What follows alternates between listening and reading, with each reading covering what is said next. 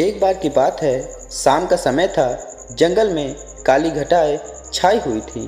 काली घटाओं के कारण जंगल में बिजली गिर रही थी और जंगल में आग लग गई थी। उस जंगल में एक सुनहरे बालों की बहुत सुंदर हिरनी रहती थी। वह शाम को एक नदी किनारे पानी पीने के लिए आई थी।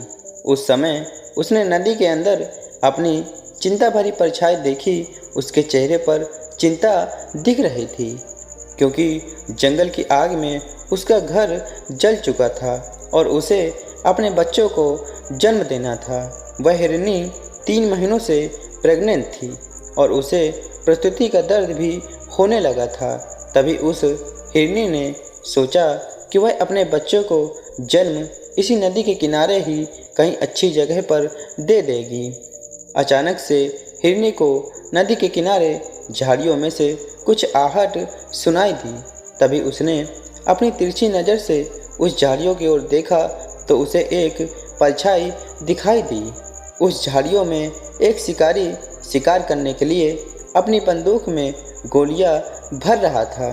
वह उस हिरनी का शिकार करने की सोच रहा था। हिरनी पहले से ही बहुत घबराई हुई थी और उस शिकारी को देखकर और घबरा गई। हिरनी ने मन ही मन में वहाँ से धीरे से भागने की सोची। जैसे ही वह भागने लगी तो उसने अपने सामने अपनी मौत को खड़े हुए देखा। उसके सामने एक खूंखार शेर खड़ा था। वह शेर भी उस हिरनी को अपना शिकार बनाने की सोच रहा था। हिरनी ने चारों तरफ देखा। एक तरफ वह शिकारी और दूसरी तरफ शेर और तीसरी तरफ जंगल की आग और चौथी तरफ वह नदी।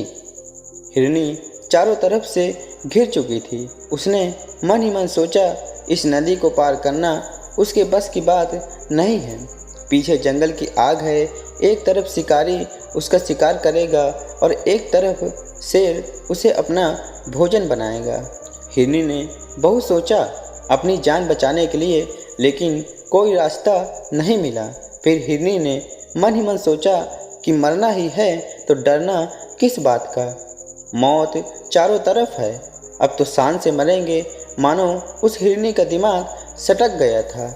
ऐसा सोचकर हिरनी सीना तान कर शिकारी के सामने खड़ी हो गई और आंख बंद करके भगवान से इस जीवन के लिए शुक्रिया करने लगी और जीवन दान मांगने लगी। तभी शिकारी अपनी बंदूक में गोलियां भर चुका था और वह बंदूक को हिरनी की तरफ करके कंधे पर बंदूक रखकर हिरनी को निशाना बना ही रहा था कि एक अजीब सी घटना वहां पर घटित हो गई। जंगल की आग से एक चिंगारी उछली और वह चिंगारी शिकारी की आंख पर आ लगी। वह शिकारी अंधा हो गया। शिकारी का निशाना हिरनी की ओर से चूक गया और शेर की ओर घूम गया। शेर वहीं पर घायल हो गया और वहीं गिर गया और बिजली की गर्जना के साथ वहां पर बूंदों के रूप में बारिश होनी शुरू हो गई। बारिश होने से मौसम बहुत ही सुहाना हो गया और जंगल में लगी आग भी बारिश के कारण बंद हो गई।